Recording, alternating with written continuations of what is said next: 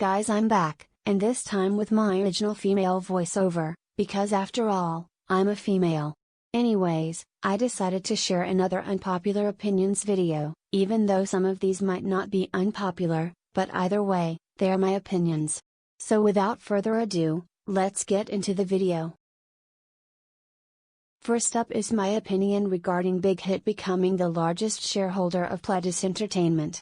I have so many questions regarding this.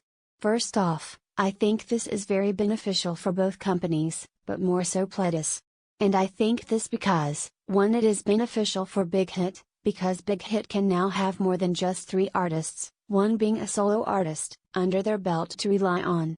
As for Pledis, it is clear that it is beneficial for Pledis financially. Because even though Pledis has other artists and groups, most active being New East and 17, we cannot deny that majority of Pledis income comes from 17, and therefore Pledis tends to be a little more supportive or reliant on 17.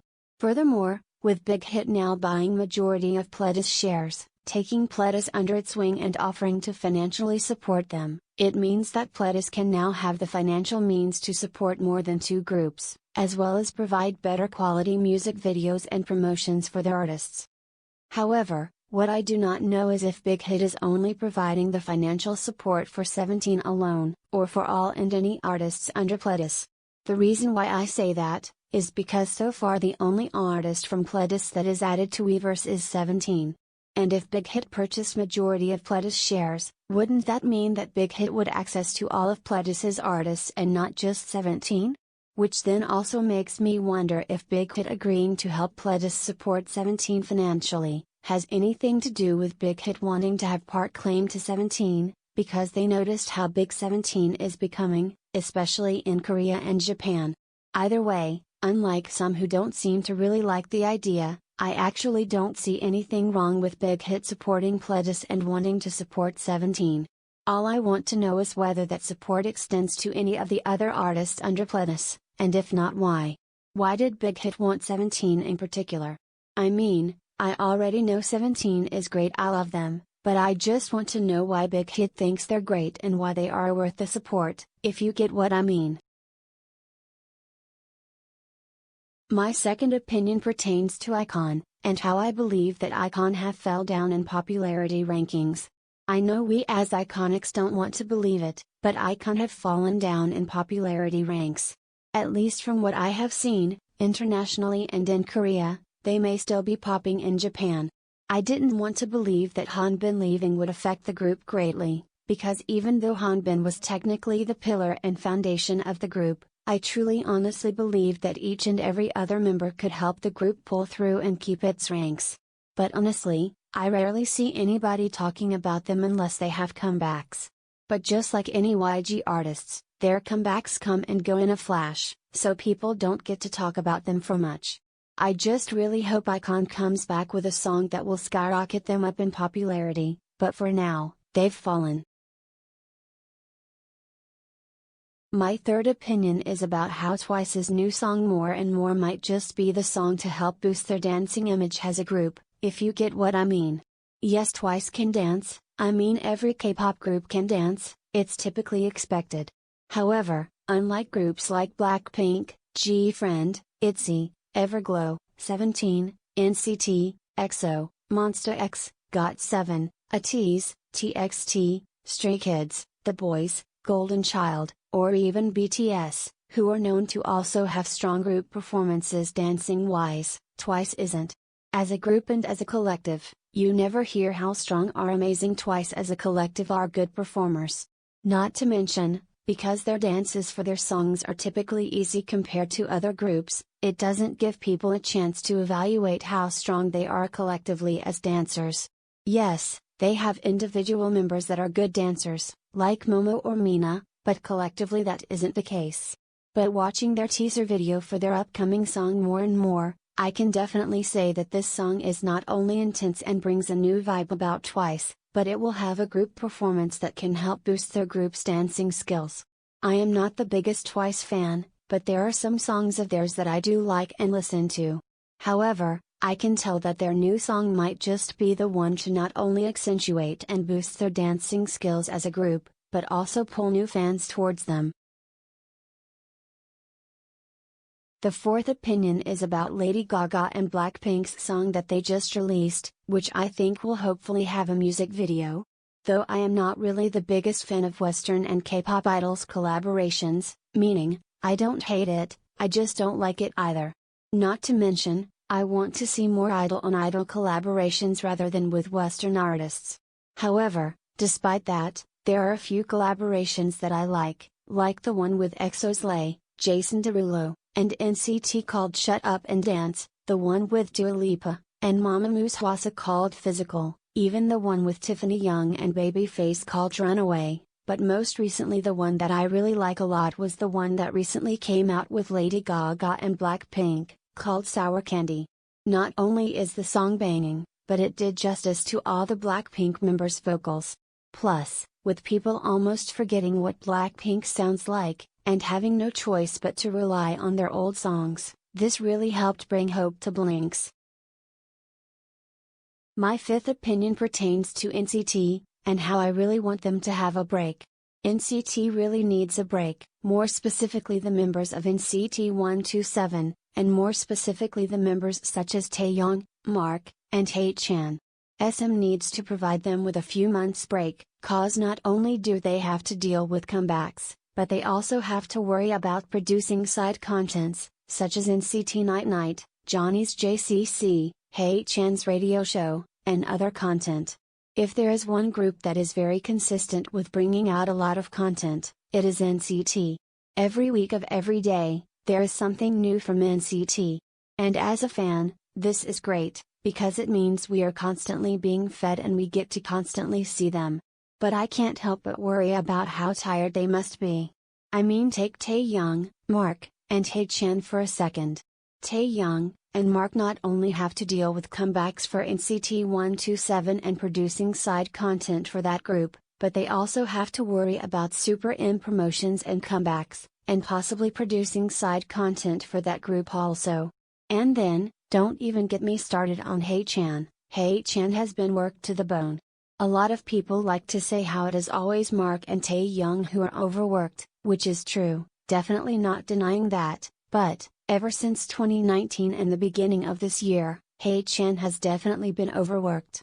I mean, after just finishing promotions for NCT Dream for their song Boom, he had to start promotions for NCT U with their song Coming Home, finally debuting as a member of NCT U. Then he did Kick It promotions with NCT 127, then a month later had to start writing promotions for NCT Dream, and then while still doing promotions for writing, he then had to start promotions for NCT 127 again for Punch. Like bro. Kick It, writing, and Punch were literally all back to back from one another, no breaks in between for him to rest and clear his mind and start new. So yeah, SM really needs to give the NCT members a break, because this isn't it. I am thankful that they are promoting them well and feeding us content, but we as fans need to remember that we are only able to get this amount of content in the expense of them not getting proper rest. Now on to my last and final opinion, which might be the most controversial opinion, but again, this is just simply my thought and opinion about the situation and how I feel. First off, I just want to bring to light that I am not the biggest BTS fan and I do not follow them regularly, unless they have comebacks. I also definitely do not keep up with their individual content. However, I have listened to Suga's new song and watched the music video for it. I have also listened to the song he had in his mixtape that was stirring up controversy, or still is stirring up controversy. The song being What Do You Think? The reason why it is stirring up a lot of controversy is because he had sampled a part of Jim Jones's sermon into the beginning of his song for What Do You Think?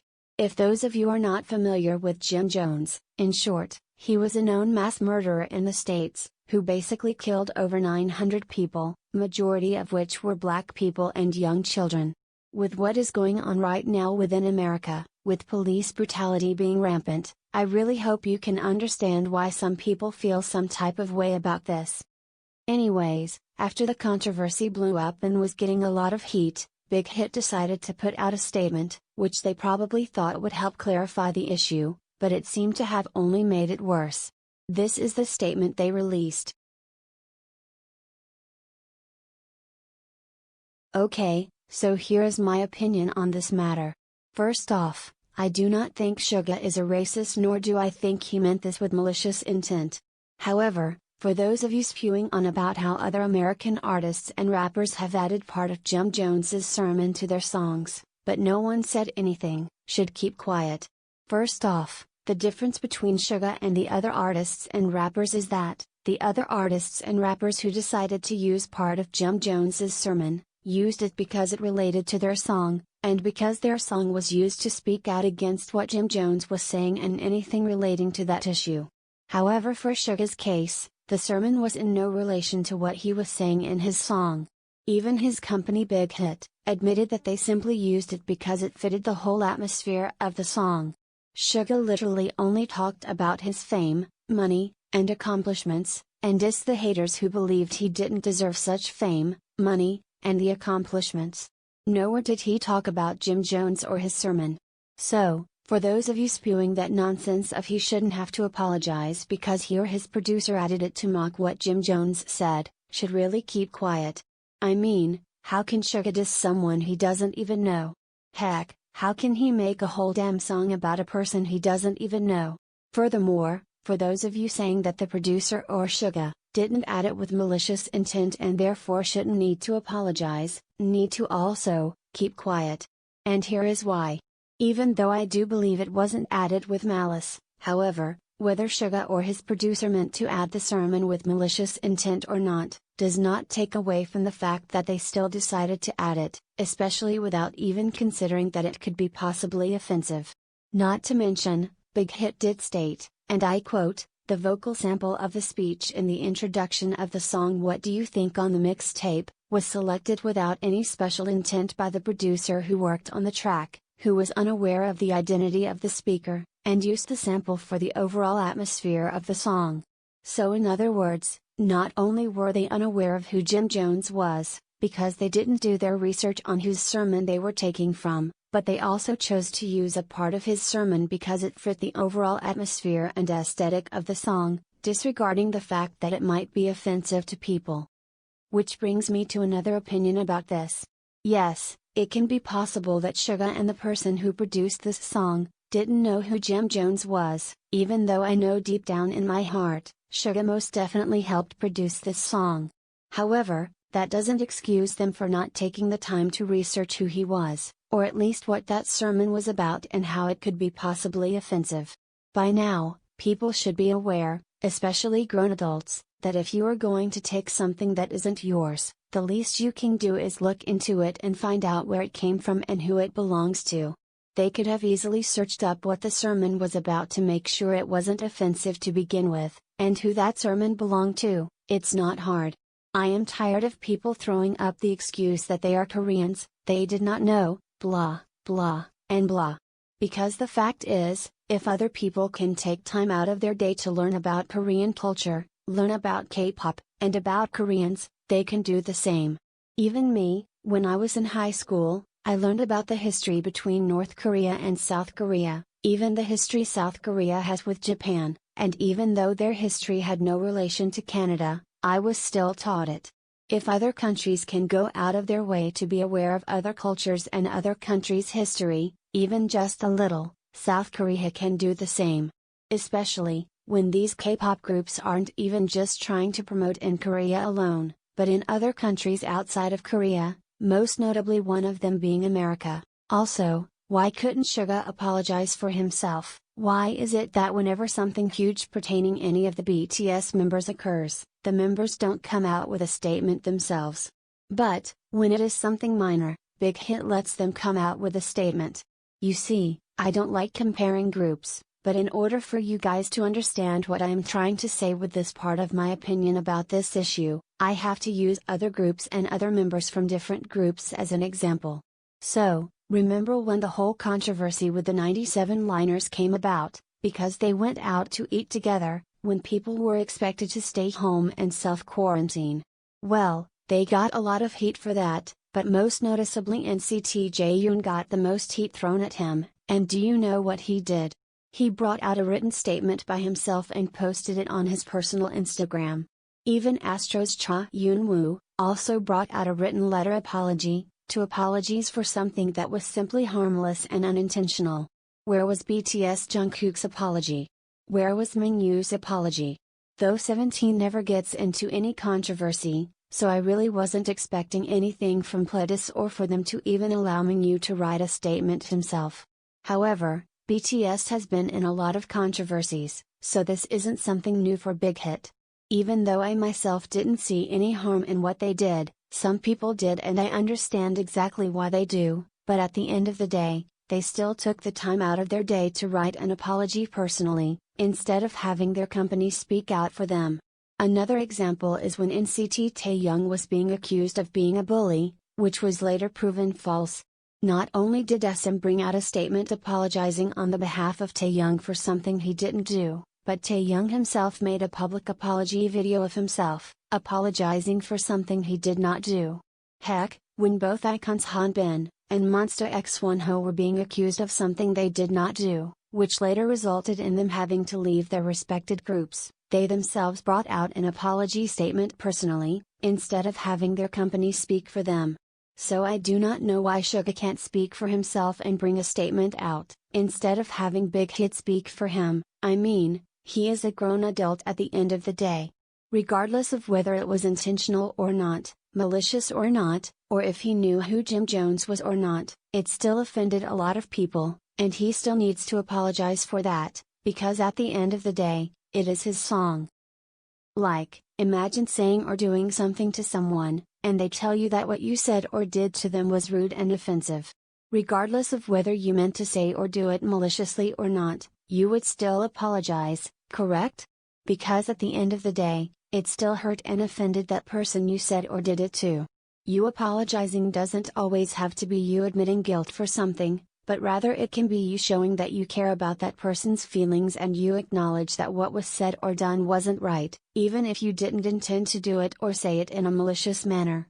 Which is exactly what people want from Suga. They aren't asking him to admit guilt into possibly knowing who Jim Jones is or knew about the sermon, but rather they want him to acknowledge that him having that sermon added to his song offended people, and they just want him to apologize for that. Simple. No one is canceling him, and he doesn't need to be cancelled. We just want him to acknowledge that what had been done offended people, and we want to hear it from him, not his company. Majority of these idols are grown men and women. They aren't children. Even the ones who are considered children, aren't children but teenagers, who know right from wrong and who are capable of speaking for themselves and teaching themselves what is acceptable and what is not. To hold your idol accountable for their actions, isn't to turn your back on them or to cancel them, but to simply shed light onto them that what they did isn't right and that it needs to be changed. Anyways, this is the end of my opinions video. I really hope you enjoyed it, and I really hope you understood what I was saying. Like I always say in my videos, these are my own opinions, so please come respectfully, in the comment section down below if you would like to share your own opinions, or comment in response to my opinions. Thank you.